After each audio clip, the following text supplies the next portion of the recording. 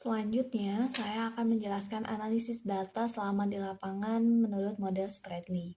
Spratly ini membagi analisis data dalam penelitian kualitatif berdasarkan 12 tahapan yang ditunjukkan pada alur di atas. Nah, berdasarkan alur tersebut, terlihat bahwa proses penelitian kualitatif setelah memasuki lapangan dimulai dengan menetapkan seorang informan kunci atau key informan yang dipercaya mampu membukakan pintu kepada peneliti untuk memasuki objek penelitian. Setelah itu, peneliti melakukan wawancara kepada informan tersebut dan mencatat hasil wawancara. Peneliti mulai fokus pada objek penelitian dan mengajukan pertanyaan yang bersifat deskriptif. Dilanjutkan dengan analisis terhadap hasil wawancara. Nah, berdasarkan hasil analisis wawancara, selanjutnya peneliti melakukan analisis domain. Sehingga pada langkah ketujuh, peneliti sudah menentukan fokus penelitian dan melakukan analisis taksonomi. Berdasarkan hasil analisis taksonomi, selanjutnya peneliti mengajukan pertanyaan yang kontras, yang berbeda. Kemudian dilanjutkan dengan analisis komponensial. Hasil dari analisis komponensial, selanjutnya peneliti menemukan tema-tema budaya. Nah, berdasarkan hasil temuan tersebut, selanjutnya peneliti menulis laporan penelitian. Berdasarkan alur pada slide sebelumnya, terdapat 4 macam tahapan analisis data yang dilakukan dalam penelitian kualitatif, yaitu analisis domain, taksonomi, komponensial, dan yang terakhir adalah analisis tema kultural. Nah, analisis domain ini merupakan langkah pertama dalam penelitian kualitatif. Langkah selanjutnya adalah analisis taksonomi, di mana aktivitasnya adalah mencari bagaimana domain yang dipilih itu dijabarkan menjadi lebih rinci. Selanjutnya adalah analisis komponensial, di mana aktivitasnya ini mencari perbedaan yang spesifik pada setiap rincian yang dihasilkan dari analisis taksonomi. Nah, yang terakhir adalah analisis tema, yang aktivitasnya adalah mencari hubungan di antara domain dan bagaimana hubungannya itu dengan keseluruhan domainnya. Selanjutnya dirumuskan dalam suatu tema atau judul penelitian. Mari kita bahas lebih lanjut mengenai analisis yang pertama, yaitu analisis domain. Analisis domain pada umumnya dilakukan untuk memperoleh gambaran yang umum dan menyeluruh tentang situasi sosial atau objek penelitian yang diteliti. Data analisis diperoleh dari Grand Tour dan Miniature Question. Hasil analisisnya berupa gambaran umum tentang objek yang diteliti, yang sebelumnya belum pernah diketahui. Nah, dalam analisis domain, informasi yang diperoleh belum terlalu mendalam, masih di permukaan, namun sudah menemukan domain-domain atau kategori dari situasi sosial atau objek penelitian yang diteliti. Suatu domain ini merupakan kategori budaya atau kultur kategori.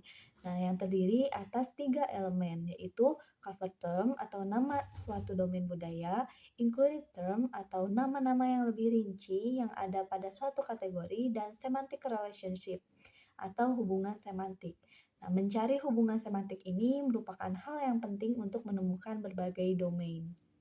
Terdapat 9 tipe hubungan semantik yang bersifat universal, artinya dapat digunakan untuk berbagai jenis situasi sosial atau objek penelitian. Kesembilan hubungan semantik tersebut adalah strict inclusion atau jenis, spatial atau ruang, cause effect atau sebab akibat, rational atau rasional, location for action atau lokasi untuk melakukan sesuatu, junction atau fungsi, means end atau cara mencapai tujuan, sequence atau urutan, dan terakhir adalah attribution atau atribut.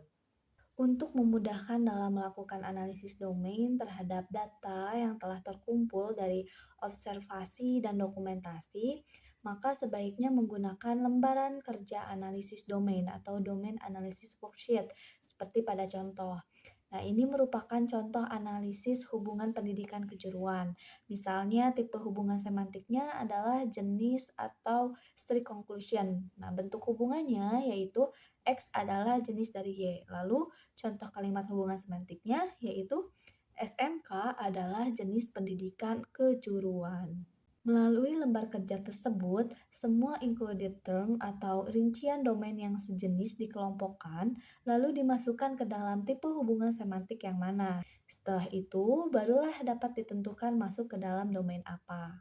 Sebagai contoh, pendidikan penduduk yang lulusan SD, SLTP, SLTA, dan perguruan tinggi sebagai domain dari pendidikan penduduk dalam masyarakat tertentu. Nah, berdasarkan lembar analisis domain tersebut, maka telah ditemukan 9 domain yang terkait dengan perguruan tinggi, yaitu tugas perguruan tinggi, bermacam-macam ruang di perguruan tinggi teknik, kepemimpinan, kurikulum berbasis kompetensi, alat yang digunakan mahasiswa untuk mengerjakan tugas kuliah, administrasi perkuliahan, dan gelar lulusan S1. Analisis domain terhadap jenjang pendidikan misalnya akan ditemukan pendidikan dasar, pendidikan menengah, dan pendidikan tinggi. Domain terhadap tugas perguruan tinggi adalah menyelenggarakan pendidikan, penelitian, dan pengabdian masyarakat, di mana ketiganya memiliki hubungan yang sinergis.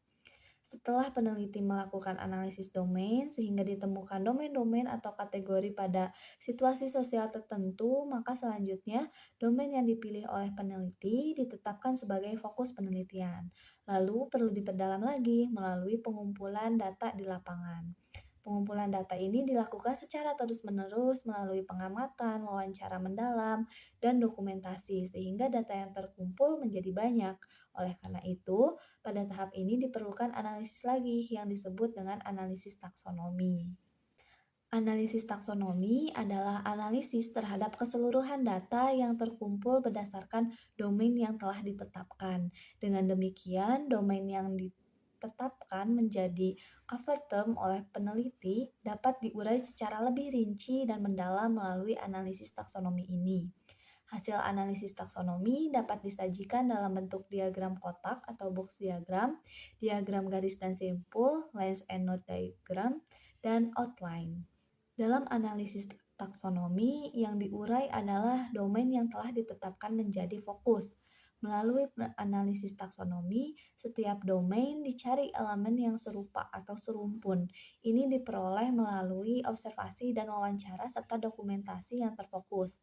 Sebagai contoh, kalau domain yang menjadi fokus penelitian adalah jenjang pendidikan formal, maka melalui analisis taksonomi untuk pendidikan dasar akan terdiri atas sekolah dasar dan madrasah ibtidaiyah, sekolah lanjutan pertama yang terdiri dari SMP atau madrasah sanawiyah, untuk jenjang menengah terdiri atas sekolah menengah umum atau madrasah aliyah dan sekolah menengah kejuruan atau madrasah aliyah kejuruan. Selanjutnya, pendidikan tinggi terdiri atas akademi, politeknik, sekolah tinggi, institut, dan universitas.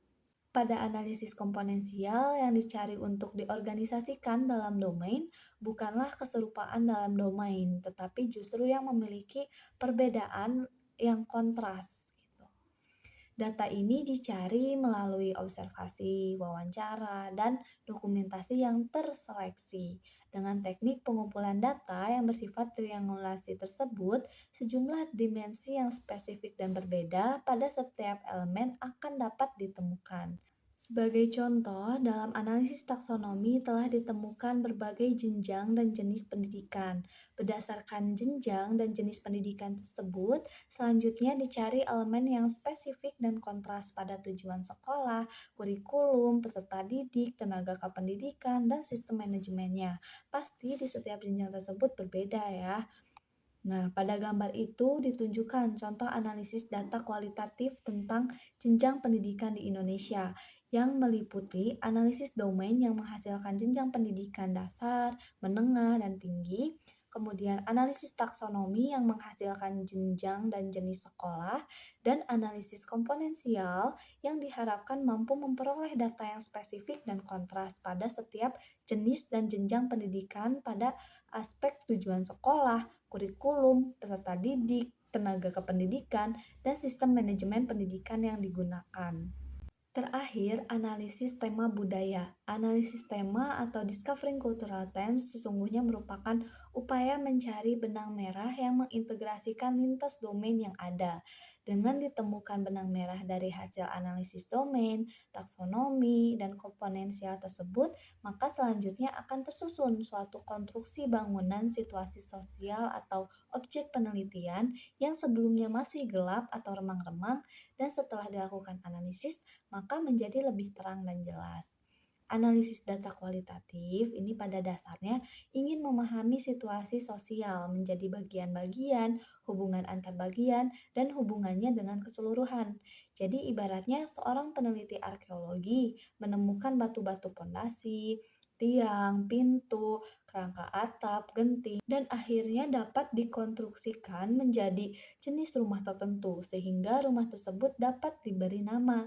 Intinya, analisis tema kultural itu adalah bagaimana peneliti mampu mengkonstruksi barang yang berserakan menjadi rumah, dan rumah itu termasuk ke dalam jenis rumah apa. Misalnya, rumah itu adalah rumah pedagang lembu, jadi tema budayanya adalah rumah pedagang lembu.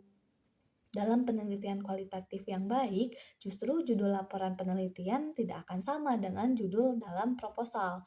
Hal ini berarti peneliti mampu melepaskan diri tentang apa yang dipikirkan sebelum penelitian dan mampu melihat gejala dalam situasi sosial atau objek penelitian yang alamiah.